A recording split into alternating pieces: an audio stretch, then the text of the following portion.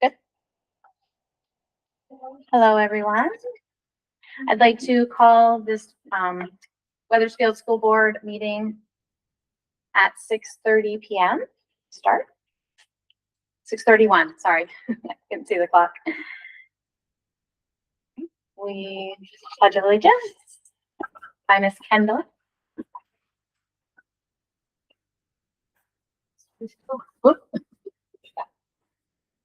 Pledge allegiance to the flag of the United States of America, to the republic for which it stands, one nation, under God, indivisible, with liberty and justice for all.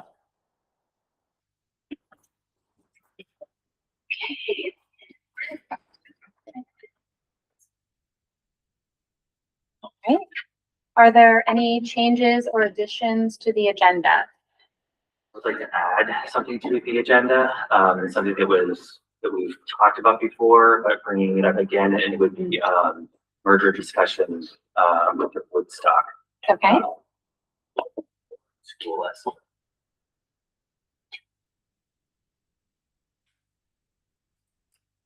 Executive session at the end. Yes, we are going to have an executive session. Under 1 VSA 313A4. Yes. All right. Anything else? All right. We'll have approval of the May 12th minutes. To approve. John moved to approve. Okay. Okay, all those in favor? Aye. Aye. Aye. Yep, it's okay. All right. Is there any public participation? No? Okay. All right, next up is our administrative report. Brian, you're going first? Yeah, actually, I'll go first and then. Okay. And I'll go after. Oh, we're saying the video. She said. No, the video said it was paused. No. It's back working now. It's back working. Okay, I gotta pick it up, right? Oh,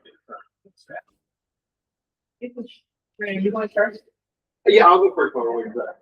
All right, so Kendall and I'll go first. We're gonna talk a little bit, since this is Kendall's last board meeting. So she moves on to Windsor next year. So we're excited for her accomplishments, and we want to do our board report together. Okay, so we had a pretty lengthy list of items that happened since the last board meeting. Just a few things. We've been a little busy here at Weathersfield School.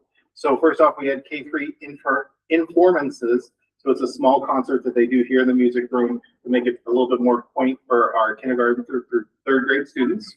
And then we had a new program this year that we got for our 4th and 5th graders through King Arthur Bakery called Bake for Good.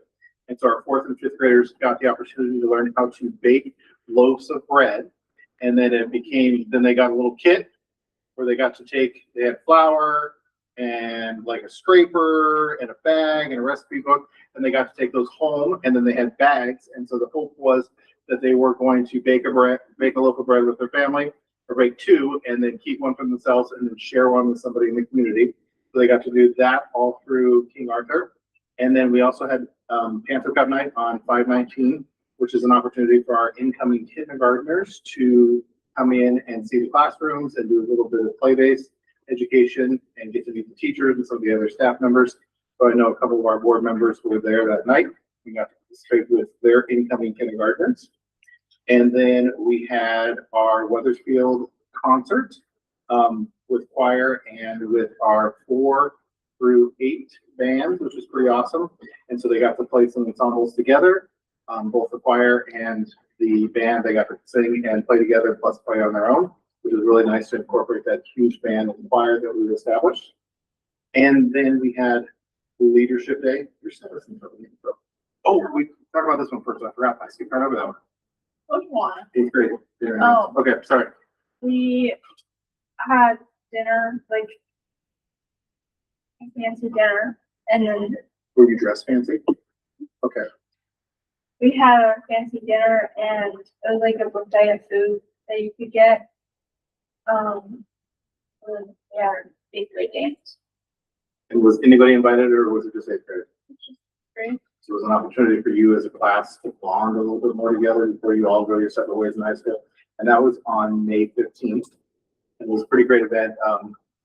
It's always interesting how the kids arrive in different, lots of the kids arrive in fancy cars. We have kids arrive this year in limos, some older cars, some fancy cars. So it's always a lot of fun. And our kids definitely get dressed to the Some nines. kids wore cheetah print tuxedos. Yes. And So it was quite the, purple shoes. yes, it was pretty cool. Just the variety of outfits that kids wore. And I think it's a very fun for all the kids and for the eighth graders to be able to spend that last opportunity together. One of the last opportunities. And we got to see our, like, we all made 2 MIs for people to guess each eighth grader. So you put like things you like to do, activities you like to do, sports, stuff like that. And people, they were up there in advance that parents could go look at. And then is the decorated really nice on there, Joe? Pretty fancy, and we actually get a DJ, we always have a DJ, but we get a hired DJ. Yeah. It's usually DJ CJ, and then one time it was DJ me, and that didn't work out so well, so I was glad. He kept walking away from the speaker, so his phone would disconnect. I did it once, okay? No, Just he once. did it twice. Okay, fine. Okay. All He right. kept walking away to the doors. I'm like, I can't leave. 5 killer. Yeah, Yeah. it was, was. like I said before, it's very stressful to be a DJ. I'm just He telling had you. to play on his phone. But you gotta make sure that people are dancing, though. And if they're not dancing, you gotta change the music a little bit so they do dance. And then I didn't know you guys would like limbo that much, right? I played like 27 times. Then we had Leadership Day on the 22nd, and I know lots of you were there for Leadership Day. Pretty awesome day, really student driven, which was nice. The kids did a fantastic job and we were able to celebrate them throughout the day, in our arts, room, and in here in the music room, the general art room was set up as a, aquarium. It was really cool. It was like glow in the dark stuff. It was all neon and different things, and like the jellyfish too. It was awesome. I think kids got to share it. They ran the whole thing, which was nice. And then we did have, when we came back from Memorial Day weekend, we did have a Memorial Day assembly because we thought it was important to differentiate between our Leadership Day and our Memorial Day because we're celebrating and then we're remembering. And so that worked out really nicely. And that was all student driven again, having them run the entire assembly and be able to do that. And then we had Baby Shark Tank. That was the, so we had a new elective this year for 6th, 7th, 8th grade where kids could sign up and they had to come up with an invention that they had to create a business plan and how they were going to do it, what the cost was going to be. And then the PTO was generous enough to donate some startup costs if the students were choosing to get to do their invention or their creation. And so we had a first place, second place, and a third place winner. Vince was one of our judges, being a business owner. And then we also had, You were at school. yeah, and then we also had Travis Compo from Legacy Plumbing that was here to judge too. And it was really nice the way that the kids came up with their presentation was great. They were able to come up with a plan. And the winning, one of the winning projects was a water bottle pillow, which serves a couple of purposes. The kids could actually use it as a pillow if they need to take a little bit of a nap. But the idea was to go on the bottom of a metal water bottle so that when they fall to the ground, because they never fall to the ground in classrooms, do they? Never. That's me being sarcastic there. They don't put in the back of the chair. Yes. They're full. So it made it so that they wouldn't fall and make that loud sound, so it helped them. And then chorus and band went to Six Flags to do music in the park. It was called Trills and Thrills, and that was on the 29th. And then you want to talk about the Domino Challenge? We collected 184. 184 cereal boxes that we're gonna donate to charity, but we took like all the Domino boxes and lined them up in the hallway and had a kid knock it over. So yeah, we donated them to the Weathersfield Food Pantry. So 184 boxes of cereal. We shoved them all in the car, and that was in the newsletter last week, which is pretty awesome. And then Kendall and I both missed it because we were on this 8th grade trip. But we had all of our graduating seniors walked through the school last Friday, and for all of our students to be able to congratulate them, they made posters and got to see what the students look like in their caps and gowns. And then you want to talk a little bit about our 8th grade trip? We went to Exit 8 for breakfast. I mean, there was like a breakfast buffet. And we went to, we went on Ethan Allen's boat, which is, it's like a tour of like the lake and different stuff that's on the lake. Do we see Chan?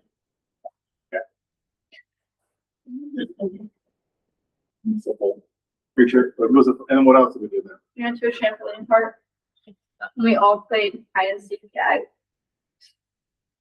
It was pretty awesome opportunities for kids to come together. It was great. I mean, there was like nobody else there other than us too. So it's empty. It was nice. We had fun. And then we came back and did our thing. And then what did you do last night? Graduation. We had our 8th grade graduation last night, which was really fun. It's always great to be able to hear the speakers. Our student speaker partners involved did a great job. Really good. Sarah spoke, students spoke, so it was nice to have everybody there and to celebrate our students. 26 8th graders are going on to high school, so we will miss them for sure. So it was sad, it's bittersweet, but it's great for them and going to different high schools. And then today, kindergarten and 1st grade, the K1 class and the kindergarten class had bubble day. It was pretty fantastic. I missed it because I was at a meeting, but that's okay. And then we did a really fun thing. Actually, it wasn't fun, but it was for safety. We did what we call a relocation drill. So we had our police chief here, we had our fire department here as well. We did a scenario with the kids that we were having, that we needed to evacuate the building. And first we walked out to our normal area where we do for a fire drill for safety, and then decided that we needed to move them farther away. So we moved them all the way back to the backstop area, the edge of our property. And then we decided that we needed to relocate and we needed to get on the buses and go to an alternate place to make sure that the kids were safe. And so we all loaded up on 4 buses, got on the buses, drove right up to the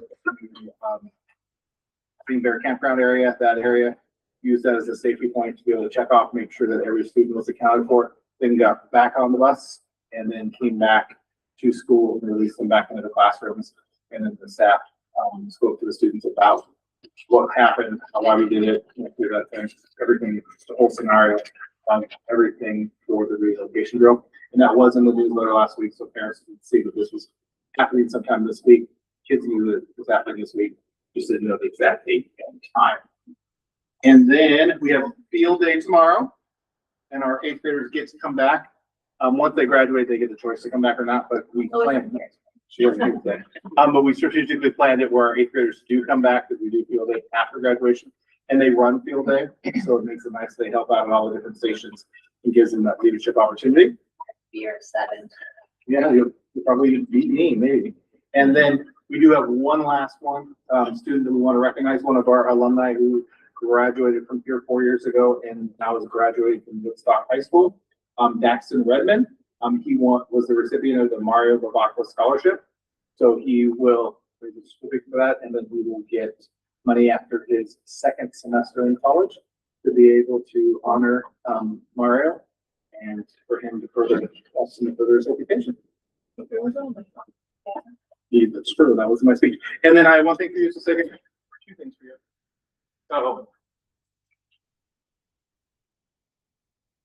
So this has become sort of a tradition here. First off, here's still a little piece of Weathersfield. So you know, when you're riding in the car, there are earbuds so you can tune people out or listen to your music. And then here is a Windsor sweatshirt, since that's where you're going to be attending high school next year. Okay.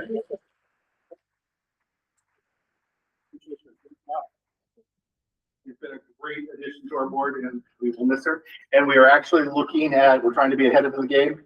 And we've had multiple applicants for next year's board position and for the leadership roles in the morning. So we're going to be interviewing those students this week.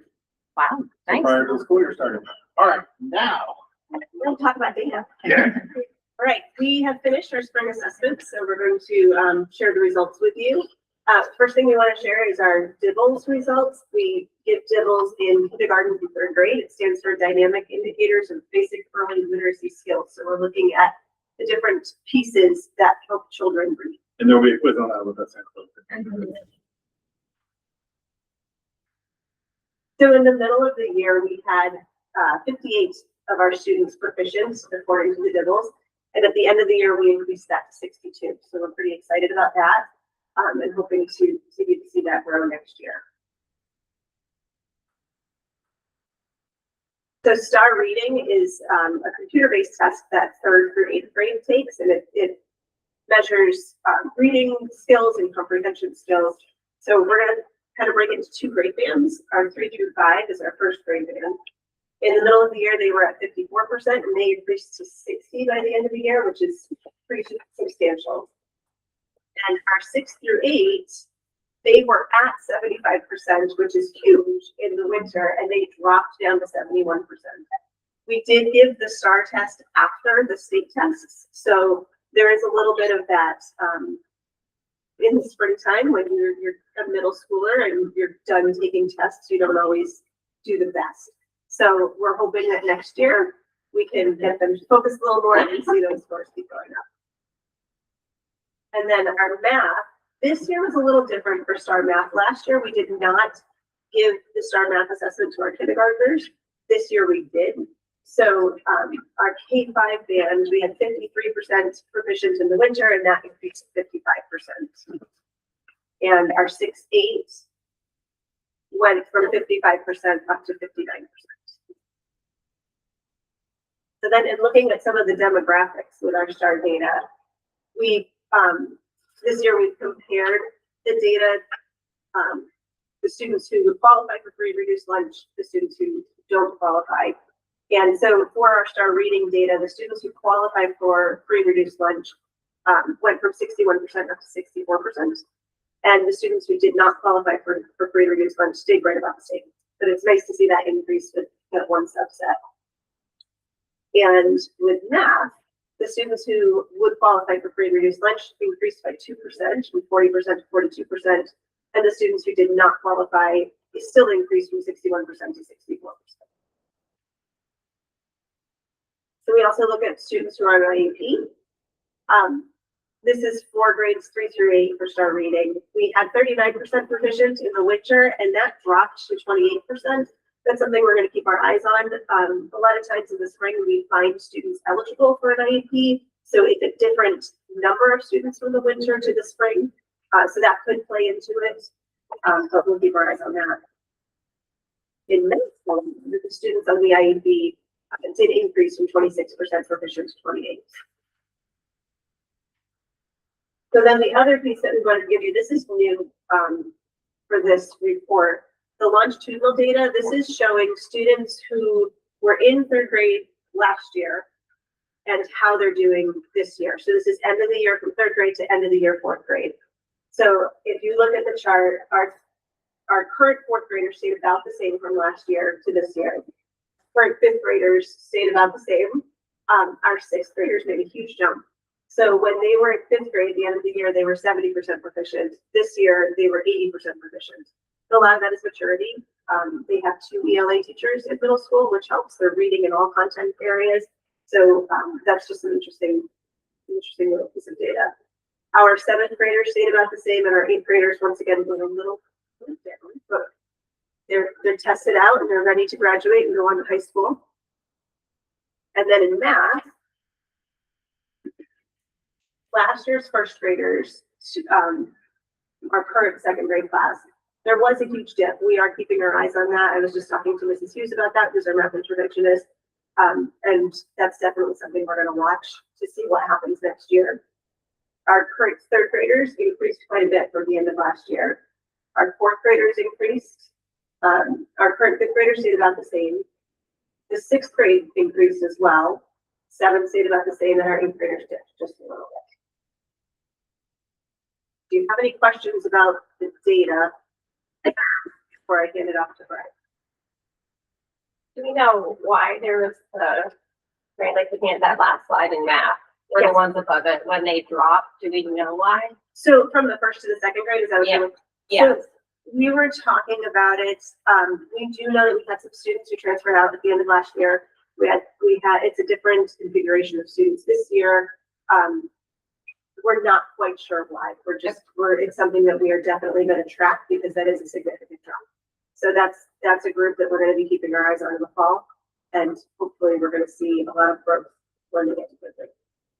And then I could be wrong here, honestly. But I thought at one point we looked at goals surrounding what we wanted to hit for the year. How do what we wanted to hit stack up against where we're at? So most of the grades met the WIG for both reading and math. There were some grades that did not. All of the grades did make progress from the beginning of the year, which is really, really good. So it's next year for after they do the testing.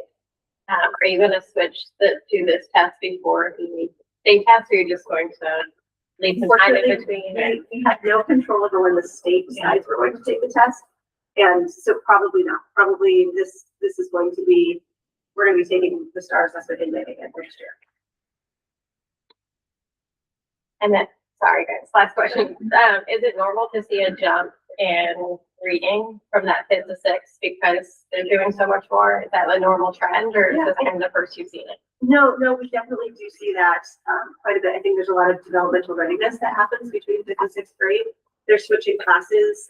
They're more mature. They do have, they're reading in social studies and in science and the 2 ELA classes. So I think it does impact their scores for sure. And third grade starts more reading to learn instead of learning to read as third grade. Yes. We are, however, next year, our third grade teachers are going to be getting a skills component, which is a phonics-based component to CTLA, which we have never had before, and we're kind of excited about that. We have that for K2, and Amplify has now come out with the third grade skills. So we're really hoping that that's going to help our scores as well. And in math, we're also, we have this wonderful resource that Bridget was able to get for us called Number Quarter. And that's going to be in the classrooms for the teachers to use to help spiral review. So right now with the Eureka, they teach a unit and then they move to the next unit, and there's not a whole lot of backwards looking back. So with Number Quarter, we're going to be able to review throughout the year. So even if you learned fractions in February, you might be reviewing that in March and April before you take the assessment. I have just a quick question. So will that be part of all the teachers' like daily use, or will the teachers pick and choose if they're using it or not? So with Number Quarter, what we are being asked to do is to play with it. Mm-hmm. In October, we're going to have a meeting with the K-5 staff to decide what parts of it we would like to continue to use in the classroom this next year. It may just be 1 or 2 pieces. There may be teachers that go all in and want to embrace the whole thing. We don't want to overwhelm teachers, but we do want to have that review piece. I was thinking with the second graders that will be third graders, that could be huge for them because it will be going back and reviewing Yes, all that they've learned in second grade, but it seems like they also struggled with. So it would be, to me, in my non-educator opinion, would be really useful for that. Now with the reading, explain the other thing again, sorry. the skills. Yes. So right now, our kindergarten through second grade, they have what we call the knowledge units, but then they also have skills, which is phonics based. The company that has produced CKLA has decided that they wanted to try third grade skills as well. So we are going to be piloting that next year with our third grade teachers. But it's just a pilot, like it's Well, not complete implementation. It is. We have digital access. Okay, good. Yeah, that's why I was like, are we cherry picking it or are we actually putting it into it? Okay. And honestly, our third grade teachers have been using third grade foundations. So they are doing phonics with their kids. This will be a seamless transition with what the kids know and have done in food. I'm happy to see that we're piecing together with our new, the new curriculum. It did have holes, so it's nice to hear that Bridget is helping that. That's great. Good. I have one quick question. When are the goals established for next year? Generally, what we do is we take the spring data and we look at that, and then we decide what we want to grow into next year. So we usually hear about that When will you let us know what the goals are? September? Yeah. Okay. Do we have data for longer term, trending? I think that would be really useful to see. Yeah. Cause we're still seeing the group that went through COVID. Now, let's say they were in second grade, now they're in sixth grade.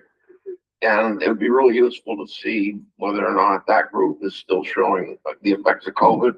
And it would be nice to know what our trending, happens to be anyway. We can certainly look into that for next year.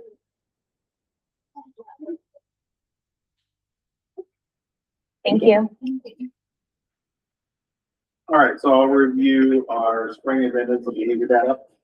All right, so average daily attendance is 95%, so we have 5% typically that were absent.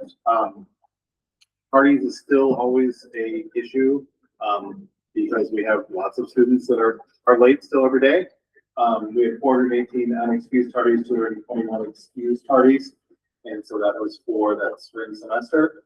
Still too many, working on getting kids here, and remember, an unexcused absence is anything that are coming in that we're not notified about it, they're coming in just a couple minutes late, or whatever else. So that number is rather large, so we'll continue to work on that. But that 95% of positive attendance in elementary school is something to cheer about. And then on the next slide, Sorry, that's 8 a.m. It's like anything after 8 a.m. 8 a.m., yeah, anything after 8 a.m. they're tardy. Better late than never, Mr. Meredith. That is true. We don't want them to miss out on I know, I'm just picking. 95% is pretty good for attendance, so I'm just saying. 95%, and then looking at middle school as well, 95% is pretty phenomenal for middle school. Because lots of our students, once they get to middle school, start to get disengaged a little bit. They don't have that excitement as much usually, but our kids want to be here, and 95% attendance for middle school is pretty phenomenal. And then our tardy ratio there is much better. Still have unexcused tardies, but most of those kids are also being proactive at home and making sure mom and dad or whoever they get there, or if they get a bus or whatever they're doing on time. So our tardies with that grade level is quite a bit of that. So great span. All right, so the next one is our average logs per session day per day. So middle school and elementary school. So for the last couple of months, we've averaged between roughly since March, 2.5 to 3.5 for elementary, and 2.18 to 3. So those are the average logs of behaviors that get logged into our data management program at Power School on a daily basis for grades 3 through 5, 4, 6 through 8. And then you break it down to time of day. And you look at that one right there in the middle for the up for elementary, 169 is the high one at 11 a.m. 11 a.m. to 12 p.m. is lunch and Are recess. they hungry? Yes. So that always is a larger amount. Where you look at middle school and it's a little bit more leveled out. Still, that their lunchtime is 12 p.m. or 12:05 to 12:45. So it's still a little high there, but that's their highest one, but still it's not as extreme as the elementary school. Then if you look at locations, so elementary 323 classroom, and these are logs for almost any type of behavior. And it is basically just, we want teachers to log everything in there so that we can track the behaviors for the data. So 323 for elementary school, and then the next largest one, playground. So because the playground's where they spend most of the day.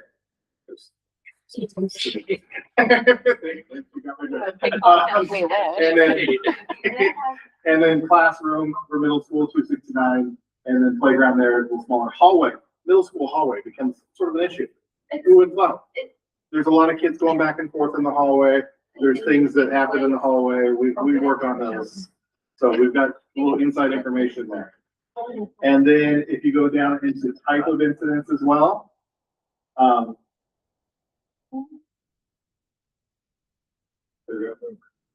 So disruption and disrespect are the two highest ones.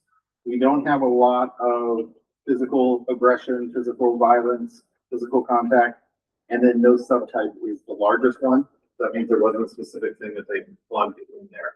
Disruption and defiance are usually the two big ones like they are, but the no subtype is not being as specific.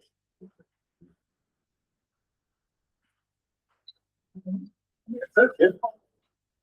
Questions on behaviors? Teachers have been doing a great job about logging them so that we can track the data and see where we need some extra support at. And it helps us when we are doing like duty schedules as well. If we have a particular area, you know, it's nicer with the 6 swings now instead of the 4 swings because we have less swing arguments because there's more there. But we look at those different target areas to see if there's anything we can specifically do. If we need to add more support in a certain area at recess lunch, or you know, help out in certain classrooms or such. And one for cell phone is pretty. Yeah, our knock on wood on that, and our policy for next year has gotten even more stringent, but we do not typically have the issue with cell phones here. Again, the knock on wood, just because our students are very respectful about that. They know the expectations. We talk to them quite a bit about that, make sure they're aware they have access if they need to use a phone. And our kids at Weathersfield follow directions. Thank you, Brian, for getting the charts available before the meeting, Absolutely. and even a few more days before the meeting that I would find helpful, Okay. I can like work the on middle that. of the week. Yep. Okay, thank you. Does anybody have any questions for him? All right, thank you. Thank you. Thank you. Feel better. Thank you for letting me know. Yeah, I was gonna say, Christine, do you have a report for us? Yep. Hopefully you can share some Vermont Montpelier stuff. Share a little bit. Yep. All right.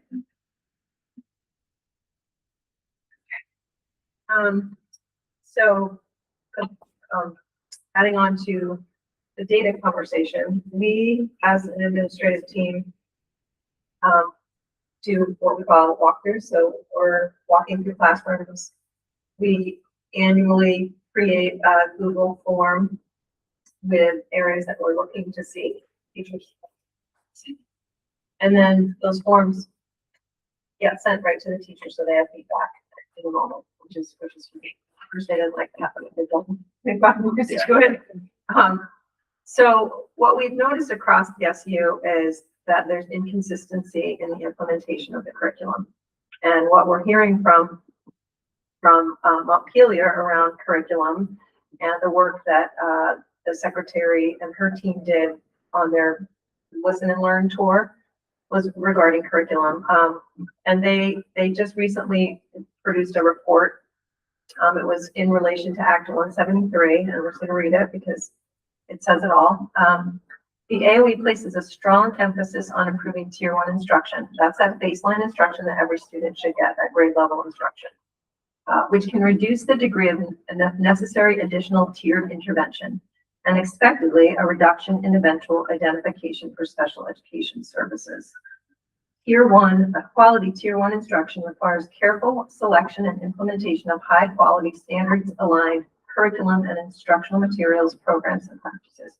So we are ahead of the game because we have a coordinated curriculum across the SU and our teachers are using it. They've gotten over that kind of first couple of year hump. It's hard to learn a new curriculum. It's a lot of work, but they're there. They spent this past year in grade level teams mapping the unit. So they looked at the parts of the curriculum that they didn't feel, you never get through it all, to be quite honest with you. So they picked the units that were the most important, they felt, in Spiral.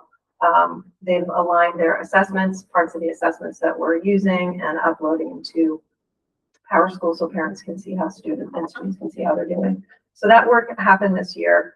And as an administrative team, we really, from our walkthroughs and our conversations with staff and teachers and our results, we feel like we have to really clarify the expectations around curriculum implementation. I was happy to hear you say, is everybody going to be doing that? Because Yes. Once you have somebody drifting or doing something that they want to do instead of what is grade level expectation, students don't get what they need essentially. So we actually created a document together as an administrative team for the presentation with the very clear expectations for staff for next year in terms of curriculum and the what we're expecting to see when we walk into rooms. And so it feels really good, actually. And people have been, I think, appreciative and thankful because it doesn't feel good when you're a teacher following what you're supposed to be following and there are others that aren't. That doesn't feel right up there. So I think people are appreciative of the expectations and the accountability that goes along with it. So we've been working on that. The other piece, this is from the AOE and it just confirms the work that we're doing. And it was a study that from the New Teacher Project, followed 4,000 students and reviewed 5,000 assignments across 5 school systems. And their data showed that 26% of the time students were working on grade level content. And if you're not working on grade level content, you're never going to catch up. So the study showed that 500 hours per year were lost to the low grade level work, which was equivalent to 6 months of class time per student. So really, if students are not receiving grade level instruction, they're not going to catch up or make the growth that they're expected to make. So that's another reason why we're expecting staff to use the coordinated curriculum next year with fidelity. And we'll keep you posted, and we hope to see additional growth in our data based on that. And this is obviously an SU-wide initiative, but It is. I would like to say, only because I worked fairly closely with the teachers the last couple of years, Yeah. and our teachers were doing that. They're good. And in fact, that was one of the issues, was that they were such rule followers with the curriculum that it was hard when you get all data for all SU and it's so all over the place. But here we were kind of a steady go. So I'm glad to hear that they're being backed by that and that there's other programs coming in to help with the new curriculum and the training. That was my thing. I didn't know if she knew the answer, but so that would be my next thing is the 2 new things. What's the training look like for that? Because I know sometimes there was a lag with that. So Number Corner, I know that there were teachers in Windsor Elementary piloted Number Corner this year. And there were, I think, 2 teachers that came over. they came and gave a little bit of a overview of how to use Number Corner. It's a great program. I used it when I was in the classroom, so I'm a big advocate of it. And if they need more training and we can ask, then we'll make sure they get it because that is critical for success. Right. They need to know what they're doing and they need to feel confident in delivering the curriculum. So it's Number Corner. We've definitely seen at Windsor in the classrooms that we're using it, a pretty significant increase in student achievement. So excited about that. Good. Yep. So more to come. In terms of professional development planning for next year, it's been underway. The elementary focus is going to be math and implementing principles of UDL, which is Universal Design for Learning, so all students can access the grade level curriculum, and EQS, which is educational quality standards. And in the new EQS, there's a lot of work around implementing a culturally relevant curriculum, so making sure that in the curriculum programs that we're using, all students are represented, and we are accessing stories and scenarios that represent people instead of just one individual. So that's going to be their work. At the middle and high school, we're really going to be focusing on advisory, making it stronger, implementing restorative practices in advisory. And that, oftentimes people think restorative practices is repair when some harm's been done, but really what it is, it's about building a positive community. And you need that first so that if harm is done, it's a safe place for repair to happen. So middle and high school are going to be working on really honing in on advisory at the high school level. It's called SWARM, and making sure that there's consistency across the board in what we're doing in those realms, and making sure that students helping kind of drive some of the topics and themes that we're working on in advisory, along with working on their PLPs and all the things that are required by the agency for students to do. And then just a quick legislative update, which I'm sure if you've watched the news, you've heard, both the biggies, H 955, which was the transformation bill, and 949 yield bill passed, not signed by the governor yet, expected this week. He's expected to sign this week. So the yield bill, in a nutshell, includes $101 million property buy down. So all of the money that the governor said is going to go to the buy down went to the buy down, which, as you know, will create issues for us following years. Should probably say tax. Unless, Yeah. right? Unless there continues to be buy downs, but who knows? There's a bond exemption until July 1, 2026. So that means those don't count towards your excess spending costs. There is a phased reduction in the excess spending threshold. This year we are at 118. Next year we will be at 115.5, and that will continue to decrease by a percentage point over the next 5 years. For Weathersfield, that means next year to stay under the threshold, you're going to have to reduce by 313,000, I think it is. Heartland has to reduce $1.2 million, and Windsor 900,000. So it's pretty significant. Then the House and Senate agreed to cap annual tuition increases paid to receiving schools. So those are high schools that we pay tuition to. No more than the year-over-year percentage increase in statewide education spending. That's in effect from FY28 to FY32. That is a 3.8% increase. That will be the so that was the yield bill. The 955, the education transformation bill, creates voluntary mergers. So it replaces forced consolidation with an aggressive timeline for voluntary mergers. Study committees will convene this fall, and residents will vote on unified union districts on town meeting day in 2028. So that means that each district board needs to designate one board member to the merger study committee. We have to do that by, I think, September 15th. There'll be a facilitator, and the board, whoever agrees to be on that committee will be in a lot of meetings around what towns want to do, what Weathersfield wants to do. It's not, it's complicated, and we're going to find out more as we go. But from what I've, been learning, we are designated in a merger area with Mountain View and Hartford. I've asked the question, okay, what if the district wants to merge, let's say, with Hartford?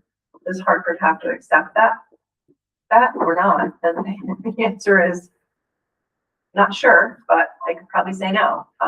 Right. So there's a lot of unknowns that are going to get worked out over the next few months. The foundation formula is part of that bill. It paves the way to transition to the state foundation formula model. There are things that have to be worked out within that foundation formula, the weights, etc., how CTE is instituted. But really, in a foundation formula, you get a certain amount of money per student, and that's what you get. And there is a provision, I believe, you can, a district can increase that by a certain percentage for the first couple of years. Like, you can spend a little bit more if your community votes to do that, but the money follows the student, and it will be significant, which is really why we have to think about merging, because I think it will be very detrimental to the elementary school budget if we don't do something. So there's that to think about. And then there's the CSAs, which is Cooperative Education Service Agencies. replaces the BOCES, which went into legislation last year, I believe, with 7 of them across the state. And it's not a governance model, it's a shared services model. So we are already in a seesaw. And so I was in a meeting yesterday with superintendents who are very confused about what this means and what they have to do. And they have to appoint, their boards have to appoint a representative to their regional seesaw by, I think, next month. We've already done that, so we're ahead of the curve. And they have to figure out what that means. Articles of agreement and hiring a director. And so it feels good that we're a little ahead of that curve anyway. And tuition caps, which I already shared with you, part of that as well. So that is where we're at. We do, I have one more slide. Board retreat was on there. So August 17th at 5 p.m., as you heard, we're going to do a all board retreat. We will do dinner. We will go over board roles and responsibilities. I will send you after this meeting the annual board self-assessment survey for you to fill out, so it can help us set goals for you. And then I put legislative debrief. We should know a little more by then, but we'll have some information, some numbers to share with at least what it could look like within our SU, if that the board entertains that. And I think you're gonna have to make some decisions in August about we would consider merging with. So, and I don't know how much your community is paying attention. Personally, I think it's important to get some community input on what your community thinks about merging as well, and who they would like to play in the sandbox with. So that is what I have for you this evening. Christine, sorry, not to jump around, but can you just go back to the staff training for a second? Professional development. Yep, thank you. Yep. Good, I wasn't thinking about it. I was thinking, one more, I think. Oh. Must be. Yes. Oh, jeez. Is that the right one? Yes. Yes, thank you. Yeah. I just thought of something as you went on. So I'm curious between the new literacy law and just our literacy numbers in general, which is statewide, but also within our own SU, why is the elementary focus on math, not literacy? Our math scores are worse than our reading scores. We focused on reading this year more. Right, I know this year it was, Yeah. but And looking at our math scores across the board, we just need to improve. So that's the lens. That doesn't mean there won't be work. no, I know. Yeah, I was just. Yeah. Okay. Hopefully it will make it will have an impact on student success in that subject area. But it is an issue across the state and across the country. Mhm. So that'll be nice. Okay. Yeah. And circling back to the yield bill, Yeah. Larry did a calculation on our tax rate, and I didn't write it down, but I'm pretty sure I got it memorized, $2.06. And the increase on it comes out at 5.46 and change. So, it's a lot better number than we It was, ever yeah. saw. Yeah. But a lot of it is a result of the buy down number of cash that was thrown in, and that isn't gonna go on indefinitely. Thanks, John.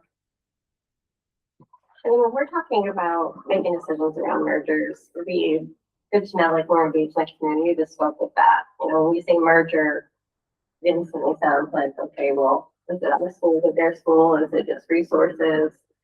So what is, and I know, right, it could be anything, Yeah. but I think it would be really helpful, when we're talking to the community about this, because August is gonna sneak up fast, that like we communicate what that scope is, and maybe it could be any of the above. But like how we're phrasing that to the community, I think would be really important, because right now we've been talking about sharing resources, and we could be talking about sharing buildings to the school. Could be. I think, that there will be a facilitator who's gonna help with those conversations.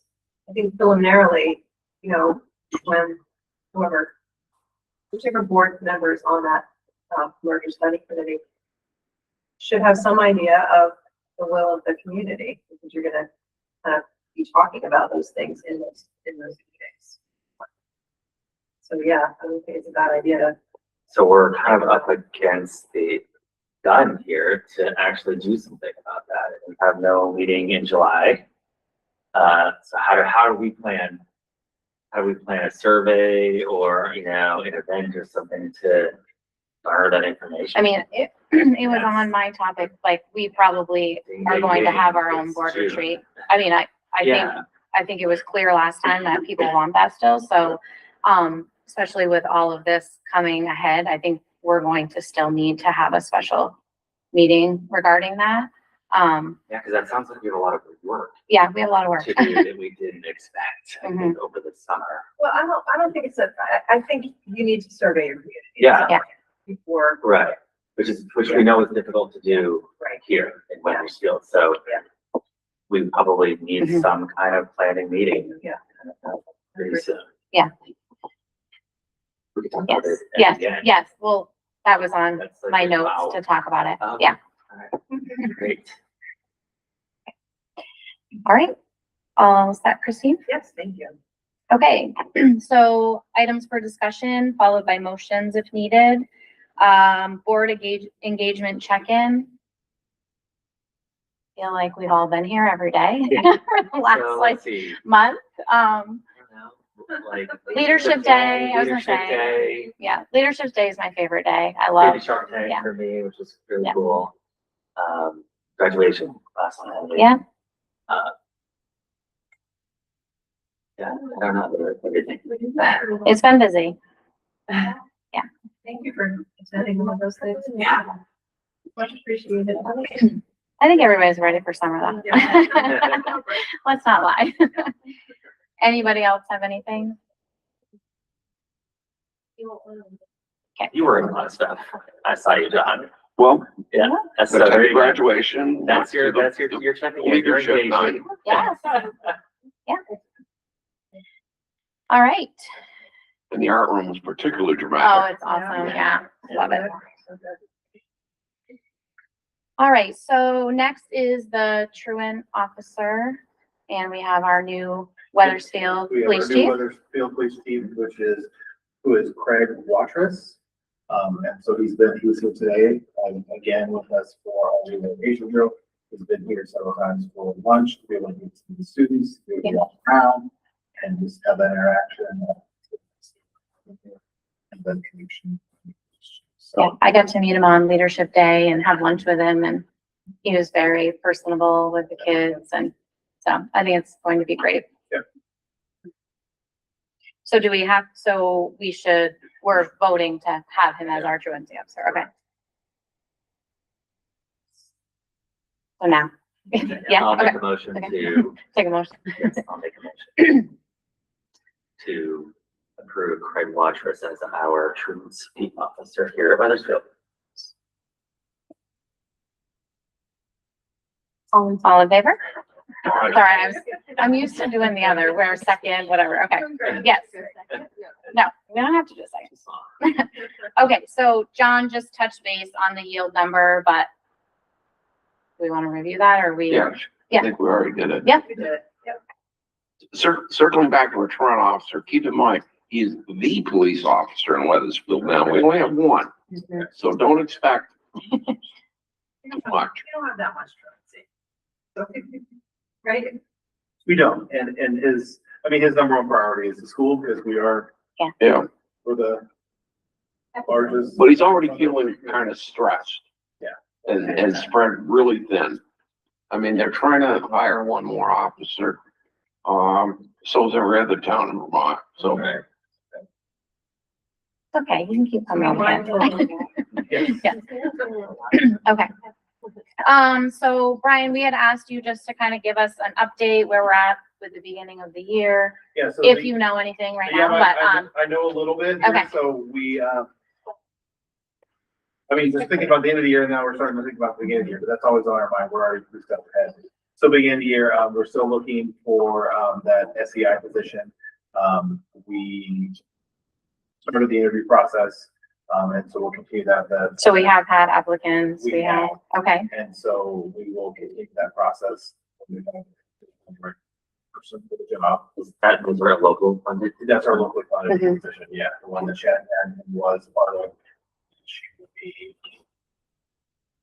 One of our special educators. With that being said, too, Erica Gambling, who was one of our special educators, I didn't say was, she's now going to become our reading specialist, so she's taking over that position with me. So now we are looking for a special educator to fill that spot. So we do have applicants and we have interviews this week for that position too. That is an SU level position, but so special education needs. Well, and then that's it for hiring right now. You never know, things change.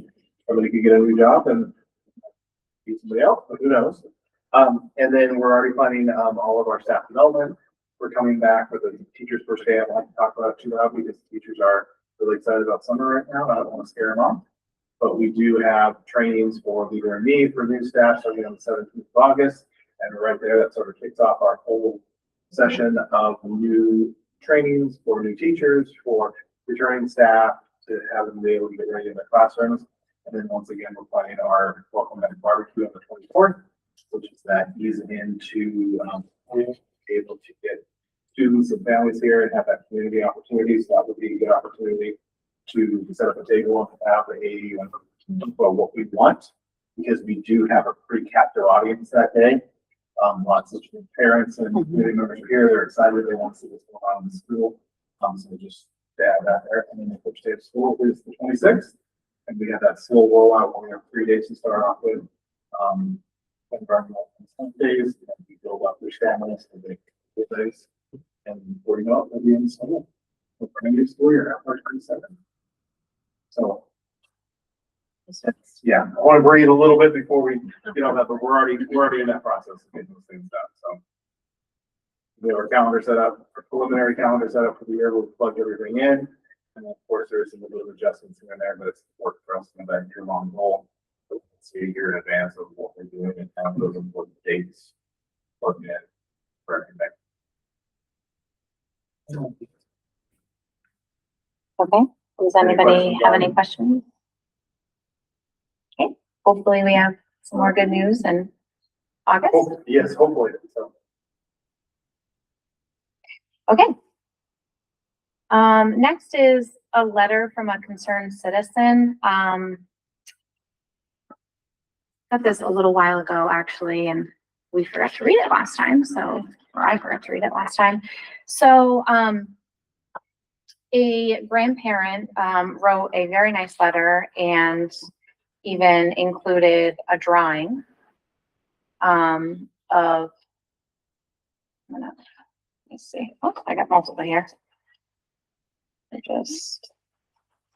Sorry, I didn't realize the copies. Okay, I'm just going to read it quickly so everybody knows. It says, attention school board members, I'm John Lavoie, 79 years, a retired home builder in Springfield, Vermont. I've had the pleasure to be in this trade for over 62 years. This winter, I wanted to attend my great-grandson's first grade, Saturday basketball. I refused to walk on the pathway, obviously due to the ice and snow. I walk with a cane. This situation is an accident waiting to happen. Snow, ice slide off the high roof with speed and weight. For those trying to keep this path safe and clean, it is a challenge. This is absolutely non-productive labor and cost to the school. Should there ever be a dangerous situation when an emergency of a student, parent, or anyone disabled to leave or enter your building, this oversight by the architect, school board, and others could be a major issue. I have submitted to the school board a detailed drawing showing a very simple solution, which makes this a very cost-effective upgrade with a continuous shed roof protective walkway. Please consider this solution. And then he went on to kind of explain his thoughts on how we could rectify this, and said, thank you for your time. So I just thought it was important to acknowledge his letter and his idea, and just kind of chat about as a board, if we want to possibly look into this more. Is that over here? Is that what it is? Mhm. Yeah, so he's saying like, So this it's is the entrance to the room side. gym. Yeah, right, like in here. Yep. So he's looking for more of an overhang. I mean, I know nothing about construction, so I don't know if this is something, you can pass that on if you want, if this is something that we weigh in with Jim. I mean, I just want to make sure that we're at least taking the time to, I see his concerns. I mean, I know that there's a lot of overhangs, with ice and, walkways. There's more than one spot in my opinion, but, obviously when the school was built, like, so anybody has any thoughts? I mean, his idea has merits. Yes, of course, yeah, This logistic problem of the fact we have metal roofs and Right. stuff comes off the roof onto this roof. Mhm. I'm not saying that's insurmountable, but nonetheless, it would have to be. And it would probably have to be engineered, Yeah. so it doesn't create a problem, a further problem. right. And then that snow is still going to go off somewhere, you know, it would still create a different, might not be on the walkway, but like that would still create a movement of snow. So, and ice, but I would ask the chair to respond and just thank you very much. We're taking it on because your concerns seriously. And, maybe we need to use more salt. I don't know. I was gonna say, I mean, I guess in the meantime, because obviously this project is not, you know, can't happen at this moment or, who knows, down the road with, anything with. What a ballpark, the variable cost. I mean, we could if he, I mean, That'd be helpful. yeah, I think that would be helpful, in the response. And then, yeah, I'd like to reassure him that, I mean, I want our school to be accessible to anybody at any time of day. Whether that be the sidewalks, the lighting in the parking lot. I mean, these are minor things that we should be able to keep up with on a daily basis. So, that's the least we can do, I feel like, for the community. So, however that looks here, but. I'll ask you. Okay. Brian, does that roof slide with the solar panels? Mhm. All the I bet it roofs does. slide, don't they? Yeah. Okay. Thunderous, What is it? thunderous. Thunderous. Oh, I'm sure. So. Can we, in addition to that, price ballpark of what it would take to put this over, is there a price we should be thinking about for labor to clear it off before basketball games better? Increase salt and looking from Jim for those numbers too. Because this really could be that we need to. That simple. Yes, it could be that simple before we build. I mean, I know Yeah, I mean, we had a heck of a time, the drop off line. that was very Maybe it was only icy. like a week, but the Yeah. snow coming down, so it's multiple sections. And the problem is if it's a certain temperature, the ice isn't gonna do anything, but it's the point that, especially at night, look, we have beautiful lighting now, so it's like much more lit up, against the building, but yeah, maybe just making sure that any, events or games that we're really paying attention to those areas on a maintenance side of it.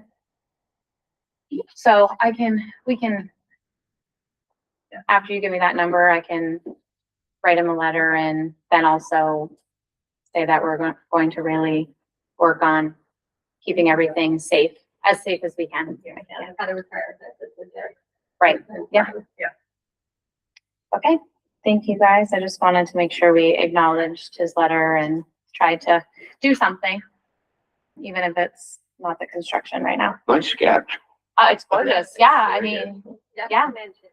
I wish he wasn't retired. He could come build it. You'd like to build it. Yeah. All right, so next is the LED lighting and the crosswalk update. John has some updates. The LED project has been a kind of a hiatus, because the majority of the work's been done. I haven't talked to Woody lately. This room and the art room still need to be done, and then there's stairways need to be done. Starting next week, we'll be in the AP room, and that should be done with easily in a week, and then we'll be in the gymnasium. We were able to borrow, a scissor lift from Daniel's Construction at no cost. And that'll make that work go a lot faster than the man lift, which is really a pain in the butt. Nice. The crosswalk, we met with 2 representatives from V-Trans. Brian was there, on the race table on the highway foreman was there. The land use administrator was there. There were 2 people from regional planning there, so it was quite a crowd down there. And basically, in a nutshell, she said no.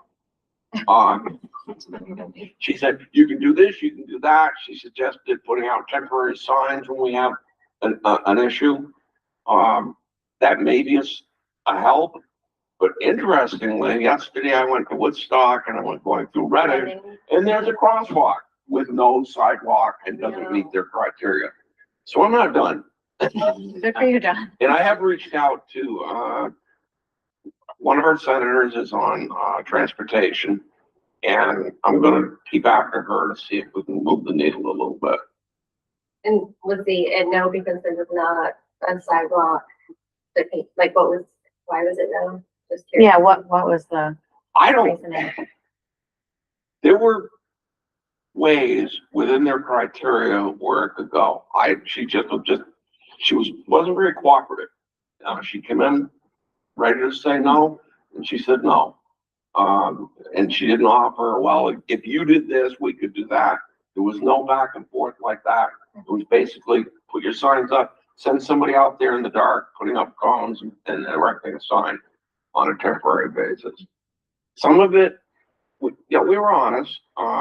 We don't have a lot of students crossing there, but nonetheless, it allows you to get to the other side of the road for a few kids that go to the library after school. It's really too bad, and explain that Ascotney is a designated village under state criteria, went through all that process. So it's really a shame that we haven't been able over the years to put in sidewalks to make our community more walk friendly. But it isn't.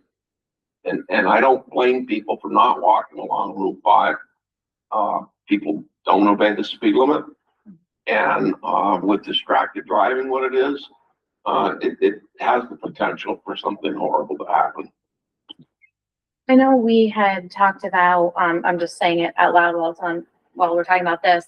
I know we had said out loud after, losing track which event it was, where we rode the bus over. There's a concert here. It was the holiday. Yes. Yes. So, and I know that I had said, we've got to do something, like make sure that we're proactive about, maybe calling the chief of police, making sure he's down there as people are crossing. There was a lot of people in the road that day. And so I know paw drop is a huge thing for us, and people, that's the overflow parking, and that's also sometimes in the dark because it's fall. So that may be something to think about, even as a school, maybe like some sort of, for now, some sort of flashing type, temporary cones that So flash. For Leadership Day, because we weren't sure if we were Yeah. gonna do the overflow parking or not there at the church, we did borrow, the town has signs that they set up. Right. To the center church. Oh, So great. we were able to borrow those. We set those up prior to the start of Leadership Day. Yeah. So at least people were warned that people could be crossing. Mhm. back and forth. So- And those signs actually are pretty effective Yeah. in calming traffic. Mhm. Uh, Or the in many respects, probably more effective than a paint on the pavement. Yeah, Or having 4 school buses pulled over inside the road usually helps too. And today we had lots of people slow down in our relocation drill too, so. yeah. I'm just really annoyed when she just, I Yeah, had no that's, doubt, Julia, nope. that's unfortunate. But again, it's kind of like the roof thing. We have to just Yep. figure out what we can do in between. So, we'll have to just kind of look ahead to that and make sure that we're being as safe as we can. And if we have to get some cones somehow, we'll strum that up and just, Yeah, because right now we can. and let him know about certain events, you know, we can give him a heads up, like, oh, we're going to have, 300 people here on Friday or whatever, then maybe he'll know to kind of be posted down there and, maybe like lighting, right? 'Cause Yeah, I I'm know it's thinking of the popular, lighting. There's Yeah. so many people walking down this Mhm. road, crossing the road to the church, but there's no lighting down. I know the It's- PTO, I mean, I can speak to that we have, every year, this is a concern of ours, and we've talked about making sure that it's safe and, God forbid anything ever happens, so, in which we had, the sheriffs were really good about being there, but we still feel like we need some sort of lighting or something for people to walk down our little street, like, there's not a lot, so we'll have to, that's definitely on their, everyone's radar for that event, but that's not the only event. That one just happens to be into the dark. So, yeah. But even that holiday one was sketchy. There was people just, Well, coming and because there was going so and- much traffic Yeah. and people, the bus stood still for like a half an hour before, Right. We could move. We were all thinking we were gonna be late. Yeah. We actually called. so a lot of people kept getting out of the bus to then walk, which was like a little, Yeah, I did. it was I a did. little nerve wracking, but anyways. So I think we can do things in the meantime, and hopefully, John, I'll keep at it, maybe. I'll find out with our, with Raymond, our highway guy, and find out what those signs cost. They're fairly easy to put up. I just balked at having one of us. I know, we Yeah. shouldn't have Meeting to the do that. community out in the Route 5, putting up cones and taking them down. Were those the big orange event? Okay. Yeah. Yeah. You did see them.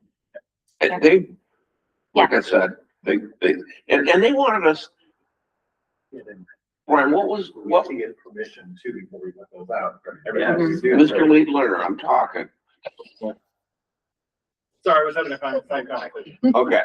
What was the event that we immediately came up with? That was the, leadership night, wasn't it? Yeah, leadership day. Yeah. Okay.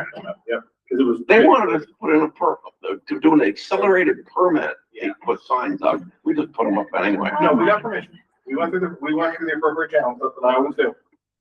You did get a I permit? did. Wow. Where does that permit come from? Like our. The state or our town? V-Trans. V-Trans. That's too Oh, We, wow. we have some connections with V-Trans, so we got approval. Great.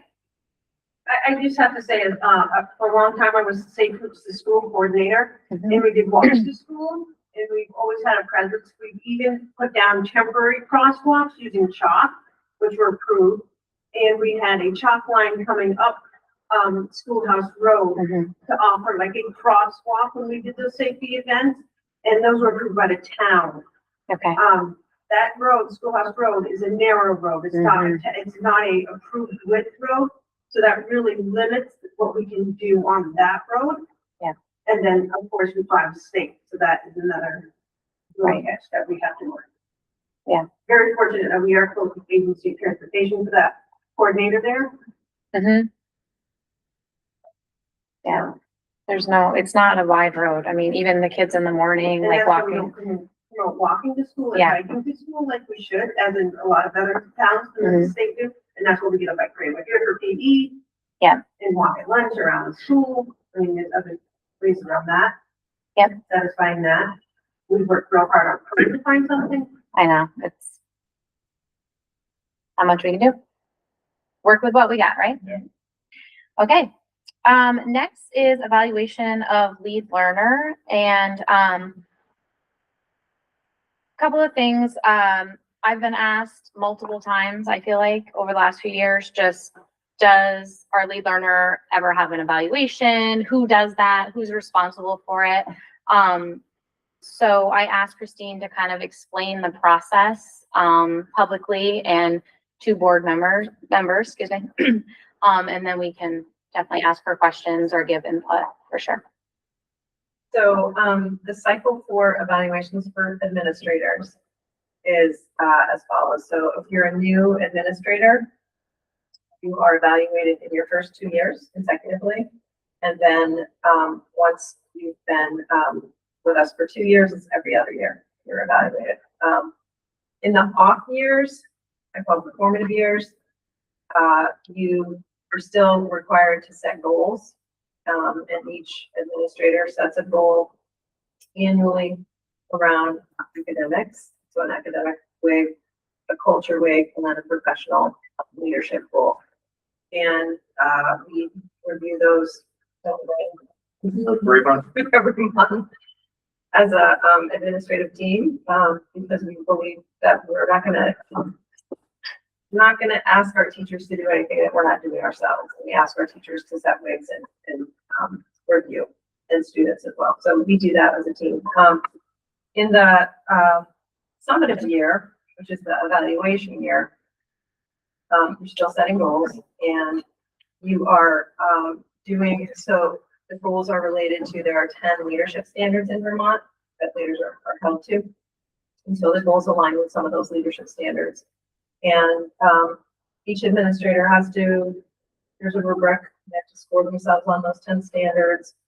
We look at those together, we talk about them in relation to their goals and what they're doing on goals. They're also required to send out a survey to staff annually, even if it's not summative year, which we titled, How Am I Doing as Your Leader? So it asks questions to staff members about how they feel their administrators doing. And look at those results. They do inform goal setting, and they inform the evaluation itself as well. So that's every other year. Your lead learner is not in a summative year this year, he will be next year. It's an formative year this year, so I did the goal setting survey, but not the biannual review of the leadership standards. So that is the process.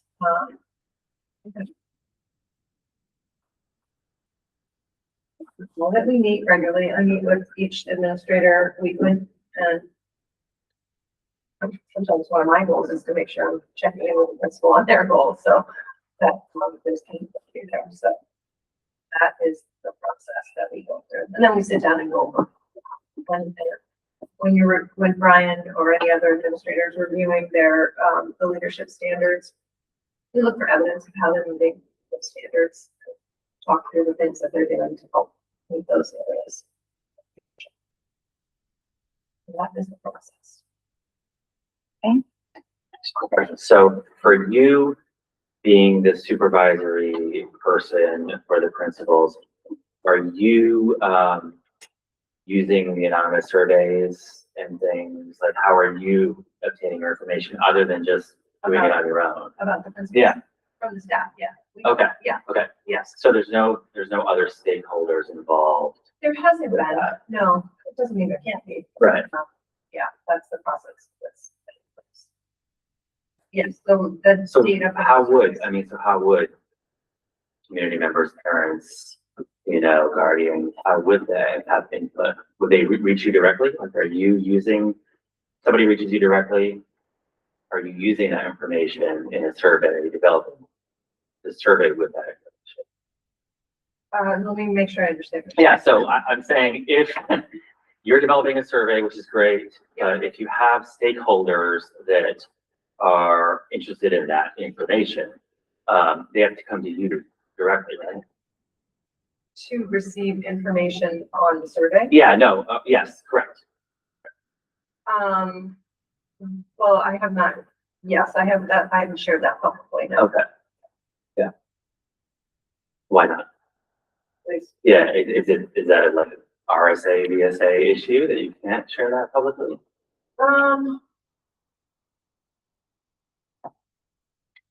Well, that's a great question. I think you can in a personnel. We share with the Issue, right, board right. in executive session, Right, for sure. right. Yeah, but I don't. I know, I like, don't we think that's just, ever happened since I've been. we just did, Christine's, Right, right. at the SU, board, and that was shared in an executive session, Oh, like okay. the response to So that. we and can the result. request that and you could do that for us. Absolutely, Wonderful. yes. I thought you meant share it with the greater. Well, obviously that'd be nice, right? But I realize that's an option. Yeah, so we can start to do that. Anybody have any other questions? Okay, thank you for clarifying that. Yeah, and we surveyed the staff, I mean, the board could be surveyed. Right. That would be. I think we surveyed for line of staff and board. There's all layers of staff. we And did probably your staff, team, like your administrative, yeah. Yeah. Thank you. Yeah. All right, so what do we have? Oh, Vince. Oh, yep. Yes, Vince had added the merger discussion. He has some info. So back in, hold up, here with me a minute. Back in.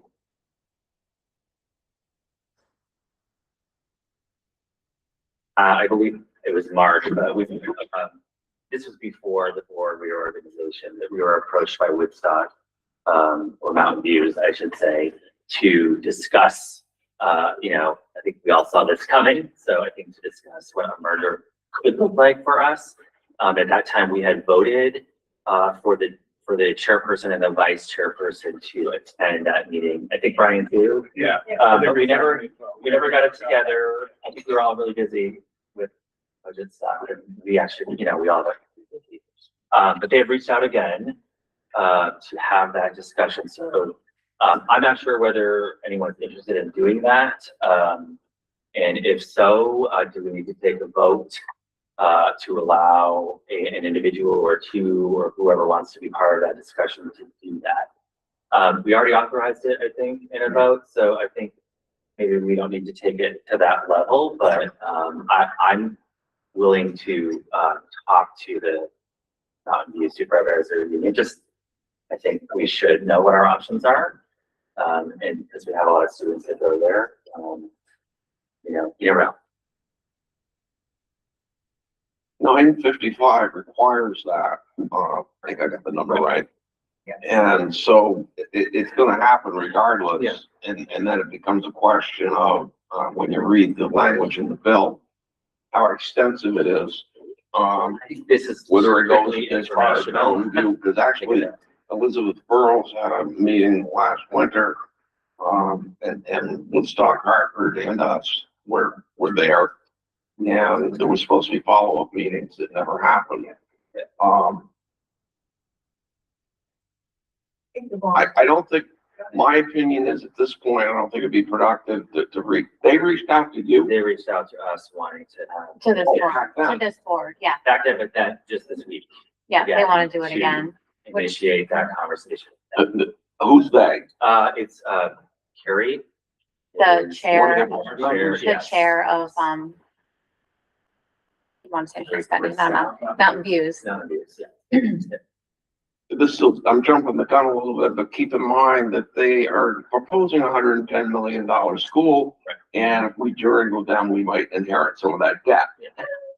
It's I'm not saying strictly that, informational. Yep. I think that we would do that with another school or another SU that.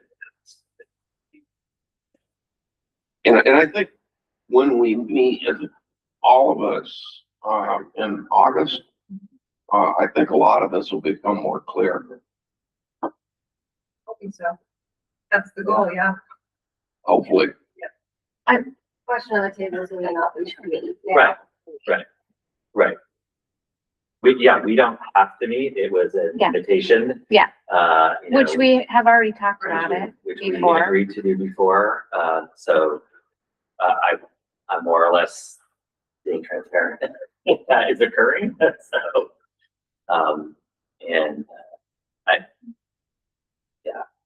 it's more or less, I think, just informational. I don't believe it. There's not decisions that will get made. For sure. So we approved chair and vice chair. Yeah. at the last, so Yeah. we just keep that the chair and vice chair. I think it can be anybody who wants Yeah. to spend the time and make the trip or whatever to do that, and who's interested in learning about Mountain Views.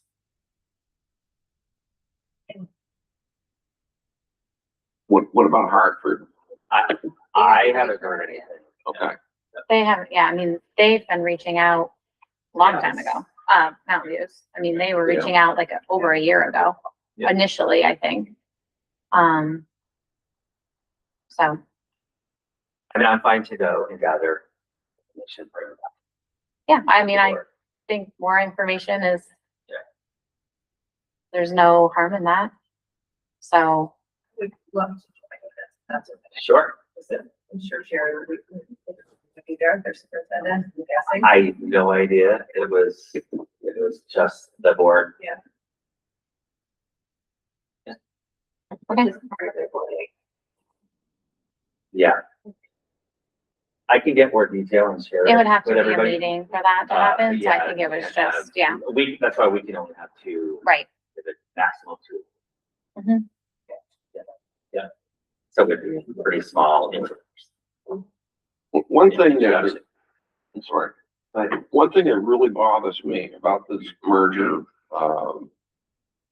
and possible forced mergers is the fact that AOE, nobody has sat down and looked at a package of 3 or 4 existing units, what it costs to run them independently, and put together a package of what it would cost to run them as a unit. Nobody, it hasn't been done. And that should have been the first thing they did before they passed any of the legislation.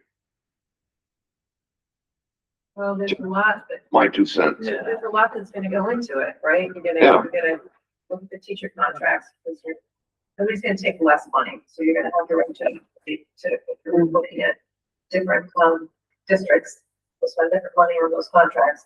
We're looking at debt, right? Fortunately, Yeah, Weathersfield's gonna be done with its debt, you need data. but there's all kinds of variables that go into figuring that out. But I agree with you, there should be some modeling done. Yeah. of What it should look like. At least an example. Yeah. And this is why you're gonna save money instead of, oh, believe me. That's the problem. We've seen quite a few bills come out of, Montpelier that we're gonna save the world and haven't done quite that. Okay, so I think we'll give Vince, Would like to go Yeah. in a second. Yeah, we would like to go. no, I'm, Sorry, but. No, go I ahead. said you were No, gonna go. no, you can- Information, you like, can go. About a date. I think we Yeah. just have to coordinate that. Yeah. no, I think it's great, yeah. Okay, so Megan and Vince will meet with them and just hear some input of what they're thinking and again, learn more about their district, or the SU, or their SU. Okay, and then, yeah, I mean, we need to discuss, I guess I didn't realize that we would possibly need to make certain decisions by, I mean, I knew at the board retreat for the SU that we were talking, merger numbers and lots of information, but I didn't realize that we would have to, I mean, we do need to plan for our community, like, but I don't know if we do that after we have that, because then we'll have Right. some There's about a month numbers. We've window out there. got, so you're gonna have to appoint someone to the merger study committee. Mhm. That person is going to meet with the facilitator and other board members. Actually, I haven't done this yet either, but, and, you know, it'll be important to know if your community is interested in merging with Woodstock or merging with, there's, you know, Southeast or merging with Springfield. Because, you know, the community conversations are gonna revolve. That's not to say that they couldn't revolve around all these options. I think the facilitators have a lot of work to do. You know, if you don't go to the table with some idea, you're gonna have to figure it out pretty quickly once, you know, the study, it's a merger study, it's to talk about this stuff. But if you had some idea of what your community is thinking, that's helpful. And we have a map out now, so we kind of know where we're gonna be. And, you know, it narrows it down a little bit for us, for sure. Depends what that looks like, right? Well, I was gonna say, is that even, Yeah. but is that map even, I mean, they didn't really end up pushing that at the end, right? There's a map. I mean, there's a map, but like suggested map. It's Yeah, not, it's a It's suggestion. like Yeah. legislative map. Other, Yeah.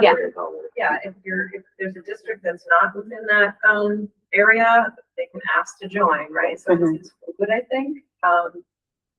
It's complicated because you're your own district, so I think that's what cities do. Or at least some And the, preliminary things to think about, to take into the conversation. and the timeline in the legislation is pretty aggressive. Yes. And it's like, You're gonna sign one person, not multiple, one person by, right. September, and they have to be, going from memory, in October. And then there's certain reports that need to be into the state. The state is going to furnish or find, facilitators Yes. to, hopefully Facilitate. not have it turn into a cat and dog fight. Yeah, exactly. so, okay. So that makes me feel a little better about our timeline. I mean, there's no sense in blowing this up to the community right now without, we still need information, basically. We need numbers, we need information. People need to educate themselves. I mean, I'll be a squeaky wheel with it. Like, they need to get involved and they need to understand that a lot of this is going to be out of our control. So they need to educate themselves on these decisions because we're not making them, like the state is making them.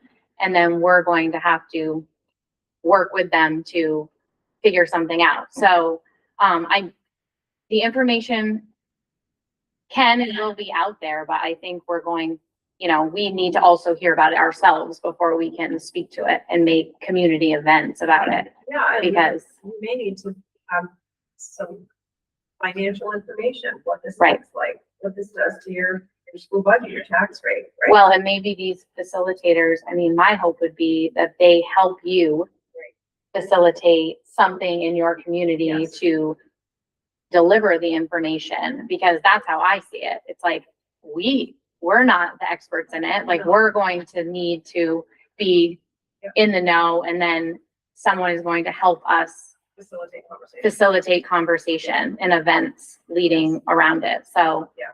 that's what I envision for it. And that's not going to happen in August because No. that's not the timeline. So, No. Is the timeline October? The committee starts to meet in October. Yeah. When is the timeline for when?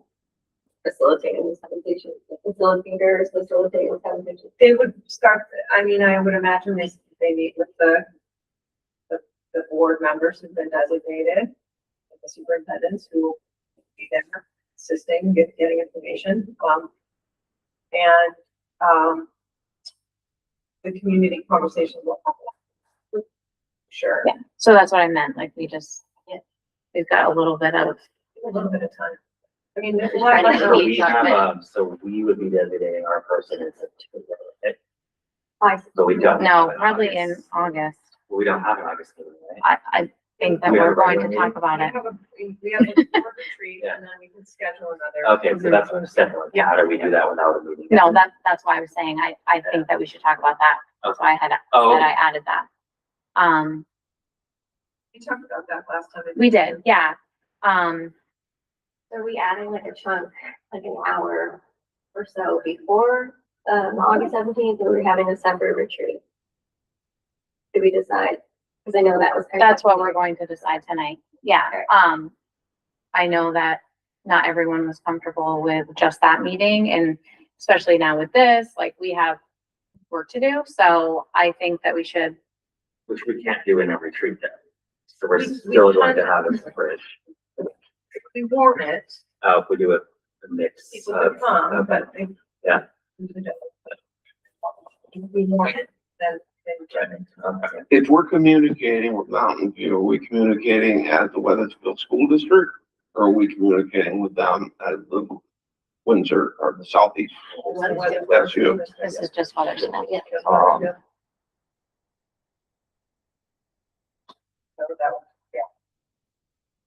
And on a positive note, this area, because of the CASA that's been formed, is quite, probably farther ahead than any other part of the state.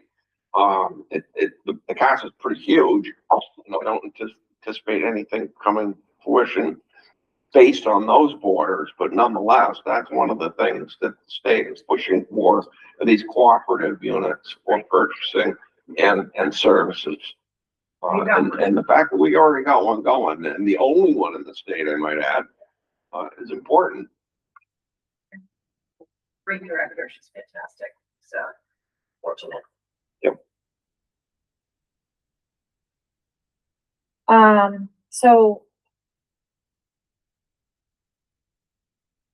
So we need to, We're looking at it. Discuss, yeah, Hybrid. mixed meeting, right? now a regular board meeting, we can't have can we have on the agenda that we are talking and working on merger things or merger like community? Good discussion. Yeah, we can have discussion, Yeah. right? So what is the benefit of calling it, I mean, it still has to be public, retreat or not, so it doesn't really, A retreat, we usually have dinner together. right? But that's, Um, I mean, we could do that, prepare, and then have a meeting. Do that. So warn the meeting for a half an hour prior to our time, our retreat time. do we think a half an hour is enough? I mean, if that's the only. I mean, I don't want to really do it before, because I don't want to do it before the SU retreat. Well, we have, I mean, We're, the 18th is the next day, which is a Tuesday. Yeah. School starts on the 26th to the 25th. that's versus school, yeah, that's our back to school. Do we, Be a good opportunity to have her. So maybe that way, something, Yeah. Later, I mean, not the 18%. Oh, maybe, yeah, sorry, it's why it's. Oh. That makes sense. 19th or 20th is good. and do we want to have it the same, or do we want to have it like the beginning of September? Is there anything that needs to go to Carolyn? Well, we wanted to, Brian was just mentioning, we want to maybe have something ready to do, right, when school opens, right? If you want to use that night on the 24th. Oh, yeah, we should know what Or we're we doing. can also use the power outlet on the 18th. Well, Yeah. that's, Yeah. that's even more of a community event. Yeah. Maybe they're going to mark. I was Yeah. gonna say Hartford. Let's say Woodstock. Yeah. Let's say Springfield. Do a little dash as you walk in. Yeah. Yeah, I don't think we get to pick just one, I think we're picking more than one. But I think it's flexible. It's not forced. It's a numbers game. It's a right? numbers game, yeah, I was gonna say, Yeah. when you see the numbers, you might change your mind. Yeah. So anyway, All right, so Do the 19th or 20th Yeah, 19th or 20th is good. for us. Or I could spend the night.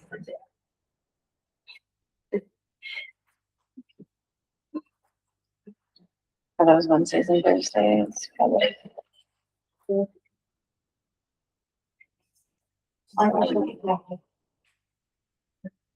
So the board one's on Monday,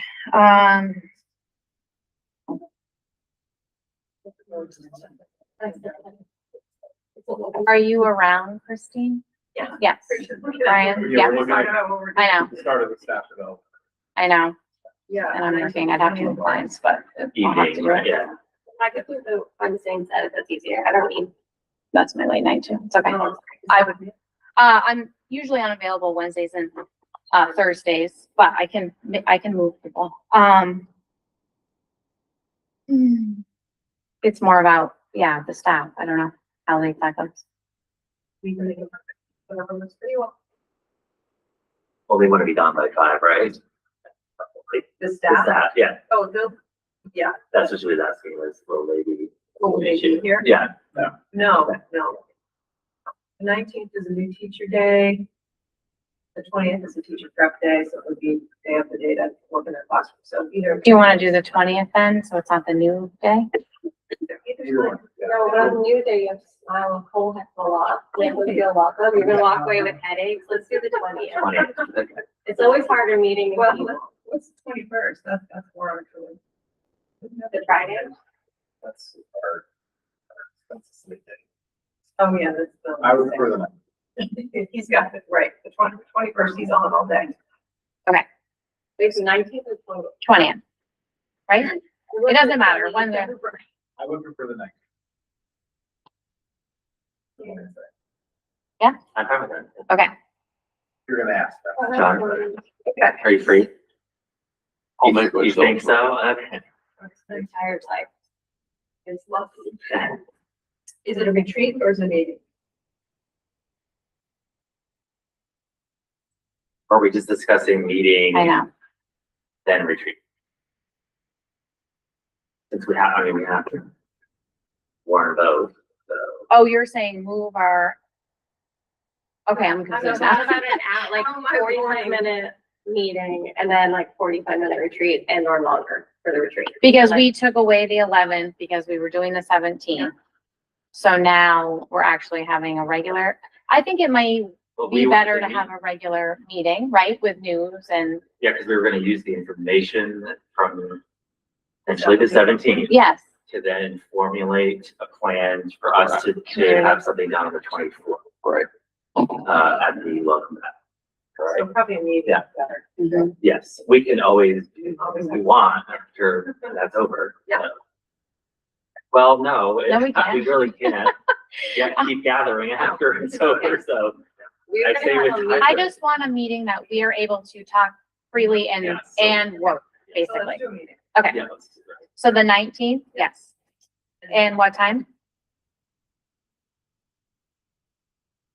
6? 6 o'clock. Okay, We'll have it in your calendars, that's fine. Okay. And the agenda will be mergers.